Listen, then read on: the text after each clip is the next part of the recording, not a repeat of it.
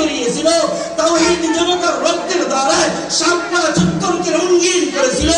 আজকে তারা চোখের পানি এমন ভাবে ফেলতেছে, তাদের চোখের পানি মুসার মতো, আর কাউকে পাওয়া যাচ্ছে না।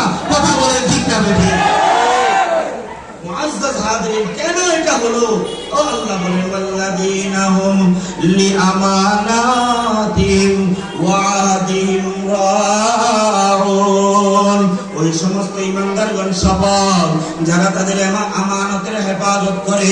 আমানতের হেফাজত, আমানত দুই প্রকার। একটা হলো আল্লাহর পক্ষ থেকে প্রদত্ত বান্দার প্রতি আমানত।